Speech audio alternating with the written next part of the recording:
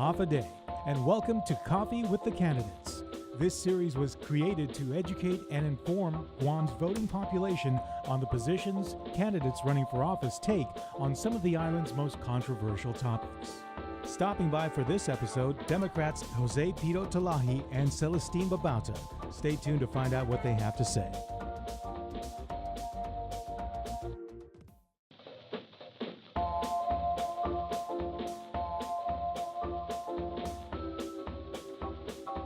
Half a day and welcome to Coffee with the Candidates. In this episode, I'm your host, Janela Carrera. And joining me in this episode is Mr. Jose Terlaje, nicknamed Pedo. Thank you for joining us, Mr. Terlaje.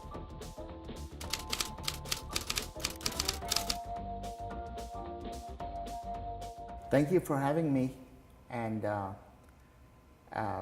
let me just say, because you asked me earlier, why do I decide to run? And let me just say that my name is Jose Tovis Terlaje, also known as Pedo. A lot of people know me by Pedo. And I also served 12 years as the mayor of Jonia. I see. And I served 18 years with the Guam Police Department, and I retired as a director of civil defense. I see. Okay. Okay. Thank you for that history lesson on what kind of service you've given to the Guam community. Let's start with some questions that we've come up with for all our candidates.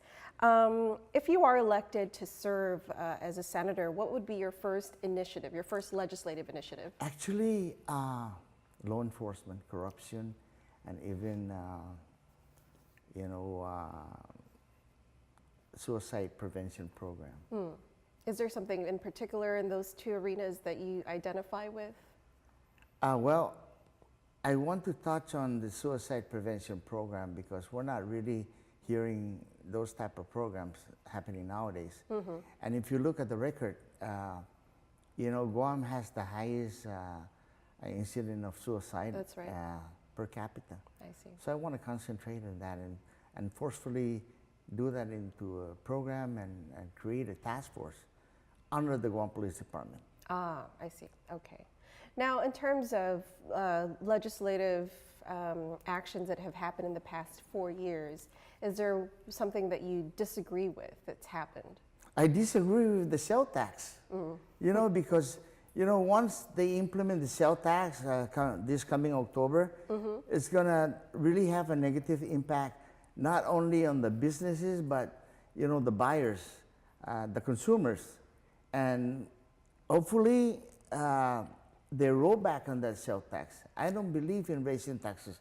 I do believe in maybe collecting taxes and not raising taxes. Because it's beginning to be a habit that every time we have a crisis in this government, all they think about is raising taxes. And it's really negatively impacting our community. Yeah, and as you know, they just voted to repeal the sales tax in the legislature. Good. That's good. Yeah.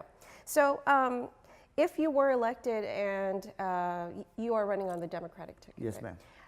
And the Democrat majority took the legislature again, what committee do you think you would want to chair? I want to get into law enforcement. With your law enforcement background, of course. Yeah, right? Because of my lengthy experience with the Guam Police Department and also Homeland Security. Right. I've been director of civil defense for 8 years, and I think I can apply my extensive knowledge in the areas of land community protection, like response or preparation, response, and recovery. I think I can apply my experience, and I do have technical trainings with the Guam Police Department and also with FEMA as the director of civil defense. I see. Well, speaking of law enforcement background, as in the news, if you're paying attention to the news, 64 million in ICE has been recovered in the last 5 years, and just in the span of 2 months, in recent months, about $1 million in cocaine was seized here on Guam, which we haven't seen in a while. How would you address this growing it's good that problem? you asked me that question because, I was in charge of the the narcotics division with the Guam Police When Department. you were in the Guam Police Department. Yes, and I'll tell you, we need to maybe increase the manpower at custom and custom agency to cover the ports of entry and try to intercept the illegal drugs that are coming in. You know, custom and quarantine is in charge of that. So we need to maybe increase the manpower strictly for that enforcement, because you know all the illicit drugs and illegal drugs are coming in through the ports of entry, and they got to be educated on some of the consumption that they use back then and nowadays on concealing drugs to come into our island. Right. Earlier you mentioned, you know, you're against the sales tax. If you are elected into office, how would you address, you know, the need to come up with some, you know, funding to address, you know, the shortfalls? Well, you know, like I mentioned, you know, our legislative leaders, our senators are just apt to just increasing their taxes. They should increase the manpower at revenue and taxation strictly to collect taxes. No more increases. You know, we're tired of hearing that increase taxes on this, increase taxes on, you know, on tobacco, we're tired of hearing about that. Let's just start focusing in the collection of taxes, because like every year there's like $200 million of uncollected taxes. So we need to really give the Department of Revenue and Taxation additional manpower strictly just to do that, collect taxes. No more tax increases or anything like that, because you know people are tired just getting bombarded with all those kinds of tax increases, and it does impact negatively on our community, no matter what tax they raise. Right. What about in terms of abortion? Now, I don't know if you've heard, but there are no longer any abortion providers on Guam, and they're trying to pass a law that would limit it. Well, you know, that's a pretty delicate question, but I don't support abortion. You know, we do have agencies and to take care of, let's say that the mother, only like if it's an incest type of thing, or it's regarding the life of the mother. That's when maybe I support that, but I don't really support abortion at all. I see. And then in terms of the status, the political status of our island, which one do you support the most, free association, statehood, or independence? Well, let me just say that I'm for independence, but then again, we need to look at free association, because I think going independence will give us more leeway to really decide the destiny of our island, and that's why. But we need to educate the community. You have a little bit of a history with you know, fighting for independence for our island. Yes, and I totally believe, because I think independence will give us more autonomy in deciding the future of our island. But I also believe that we should look into free association, which is more advantageous for our people. But we need to do in-depth education on the pros and cons, the advantages and disadvantages of going into that political decision, if you will, like independence or free association. Do you support giving non-Chamorros the ability to vote in a plebiscite for our political status? You know, we have a democratic island. So whoever comes here, and especially if they're citizens, you know, I welcome them to whatever, to vote or observe the benefits that comes from our island and maybe the federal government. I see. Well, we have a few more questions left. What about gambling? What's your position on gambling? It's another hot topic in our island. Well, you know, a couple of months ago, right, they started, and I'm saying this because I used to be mayor, and I know the situation with the mayor's council, and the mayor's council is always in charge of the carnival and things like that. And the mayor's council really don't have the resources, don't have the financial resources, and some of the money are coming in from the carnivals, at least to help them. But several months ago, they built the thing for the gambling. You know, I don't call it a gambling. You know, if you really look at casino, casino is over in Las Vegas. What we have here is a game of chance. It's not really, a casino. So, you know, it didn't go through, and I know that the mayor's council are really in need of financial assistance to really continue what they do, the carnival and things like that. And you know, like being a mayor, I get bombarded almost every day with donations for prescription, for off-island travel. You know, the mayors need the financial assistance. Let's call it game of chance. And every fiesta we do game of chance. It really helps the mayor's council. And I plan to, you know, not only infuse money into the mayor's council, but also the employees. You know, the employees are unclassified employees. They don't get upward mobility for that. They don't get a step increase. And I'm going to work for the employees of the mayor's council to try to get them that step increase. Because I was mayor for 12 years, and when I got out after 12 years, the employees that started with me never got a raise. Okay. Now I have room for one more question. Why are you running? Probably the most important. Well, I'm running for mayor. You know, all my life, the majority of my life has always been centered in public service, and I want to continue being a public servant, and I want to bring back and have our people in this government embrace the HITA spirit: honesty, integrity, trust, and accountability. If we have that in our government, you know, our government is going to be operating in a way that people will accept.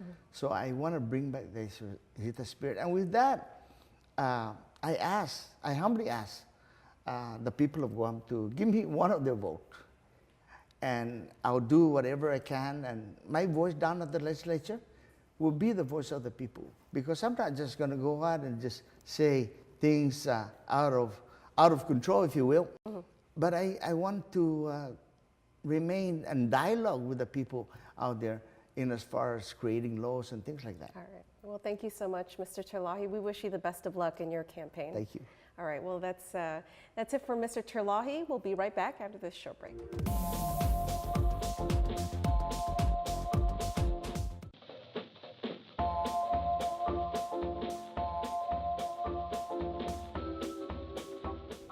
Hafide, and welcome back to Coffee with the Candidates. Again, I'm your host, Janella Carrera, and in this segment, we have joining us Mr. Celestin Cruz Babauta, also known as Cel. Welcome to the show. Thank you.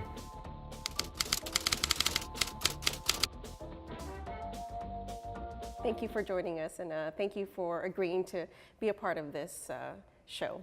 Well, thank you for the opportunity to allow me to come in and spend some time with you to share some of my views with the people of Guam. Absolutely. So we're going to start off with some icebreaker questions just to kind of get to know you a little bit more. What kind of music do you like listening to? I'm a true Chamorro local boy from Guam, so I listen to a lot of Chamorro music. Oh, okay. Correct. So I like listening to my hometown hero, Johnny Sablan. Oh, very nice, very nice. What about at the fiesta? What's on your plate? Fiesta, you find me eating a lot of tortillas, you know, the traditional Chamorro. Kelaguen? Kelaguen, yeah, chicken Kelaguen, and taro and tapioca. So. Okay. What about, do you watch any Hulu or Netflix? You know, I really, I'm a news person. Oh. I watch a lot of PBS. I watch a lot of Pacific News Center news. So great answer. I try to stay on top of my current events. So definitely I spend some time watching news. Yeah. Okay, wonderful. Well, I think we've got a little bit of that icebreaker out of the way. So let's move on to the more serious questions. So you're running on the Democrat That's correct. ticket. If you are elected, this is your first time running, Mr.? First time running. Okay. If you are elected into office, what would be the first legislative piece that you would introduce? The first legislative bill that I would introduce is to start a Guam career vocational technical high school. And I say that in all sincerity simply because we're graduating a bunch of students with little to no employable skills. So I feel very strongly that if we have Guam Vocational Technical High School, that we'll have students graduating with employable skills, and that will enable them to find jobs that pay more than minimum wage. In addition to that, they'll be able, if they plan to go to Guam Community College and further their program, they will bring with them at least 12 semester hours of college credits. That will enable them to get an associate's degree in less than 2 years of college. If they go into an apprenticeship program, they will have a head start towards a journeyman certificate. The other thing is the University of Guam just opened up a pre-engineering program. Yes, yes. This vocational technical high school can be a pipeline towards that program at the University of Guam. Very quickly, the other reasons. Number one, when you have students that are gainfully employed, they will be paying taxes. They will reduce the amount of money that Guam pays out for earned income tax. They will be able to diversify the economy. And then we will reduce the number of people coming into Guam because we're growing our own workforce. Our own workforce. So that Guam Career Vocational Technical High School, in my own opinion, is very, very important. And also the military build-up, you know. Right. We need to be able to support that with our own local workforce. You have some education background, Yes, I ma'am. understand, because you also sit on the Charter School Council, and you mentioned that your first piece would be an educational type of legislation. Your background as were you an educator? Absolutely, ma'am. First off, I graduated from Southern Illinois University with a master's degree in workforce education and development, a bachelor's degree in occupational education, also from Southern Illinois University, and an associate in applied science in transportation and traffic management from the Community College of the Air Force. My last job, I was the Chief of Education and Training at Anderson Air Force Base. Okay. I was also an Associate Dean at Guam Community College. I was also the Director for the Pacific Vocational Education Improvement Program at Guam Community College. I see. Okay. So when you sum it up, certainly the last 20 years, I've been an education person. I see. Okay. Now, in the last 4 years, you said you pay attention to the news. I'm assuming you also pay attention to the politics of our island. Absolutely. What kind of legislation have you disagreed with? I want to be truthful to you. I certainly disagreed with raising taxes and the pay raises. And I strongly went against that simply because every time we raise taxes, we touch into the pocketbooks of the unfortunate folks in Guam, the Manamku, the people with disabilities, the retirees, and our people of Guam need to clearly understand that every time taxes are raised, they will pay the bulk of that tax increase. Right. So I certainly disagree with that. The other thing is the pay raise. In all honesty, I firmly believe that it's unconscionable to give the government of Guam employees pay raises when there's full knowledge that the government is facing some financial crisis. So those two, instead of one, those two legislative actions, I strongly disagree, ma'am. Okay. If the Democratic Party were to maintain the majority, and if you were to get elected, what chairmanship would you like to have under your belt? I will certainly try to convince my fellow Democrats to allow me to oversee the education committee, right? Because again, with education, it's the bridge to a better quality of life. And with education, it allows Guam to have the workforce that it needs to diversify its economy, to provide services to its people, and certainly when people are gainfully employed, because they have the proper education preparation, they will be paying taxes. When people pay taxes, our government will have more funding to support government operations. Okay. Now, you kind of mentioned about taxes. As you know, the reason why they were trying to, introduce or get a sales tax passed was because of the shortfall that we're facing as a result of the tax cuts. How would you ensure that if you are elected in the next fiscal year that this government is able to operate given the fiscal constraints that we're facing? I will definitely work with the administration and my fellow senators to come up with a working committee, a working group that will continuously address the financial health of the government of Guam, so that we will always be able to realize where are we at with our finances. We cannot afford to continue to operate the same manner that we're operating now, because when we continue to do that, we continue to get the same results. And I really don't want to see government of Guam in the same situation that it's currently facing. So I firmly believe that, again, we should have a working group with the administration, the legislature, and even from the private sector. So together we'll be able to come up with some solutions to ensure that our finances are handled effectively.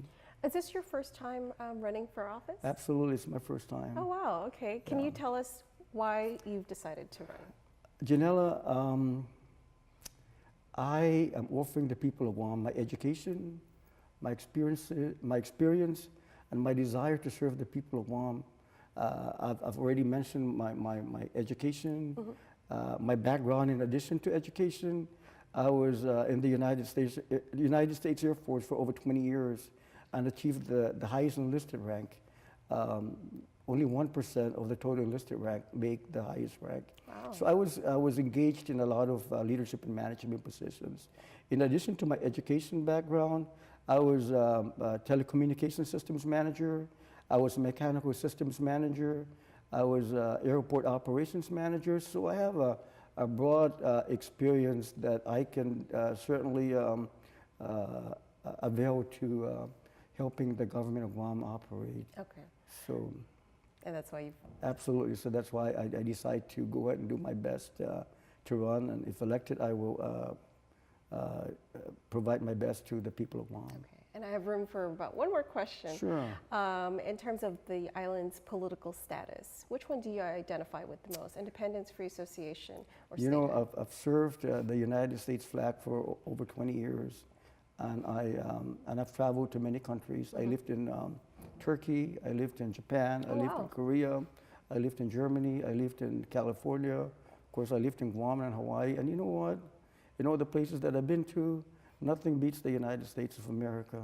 So I believe that that Guam's quest for self-determination should be statehood. Yeah. So and then in addition to that, you know, even though we're non-voting, we have a non-voting delegate in Congress. We are able to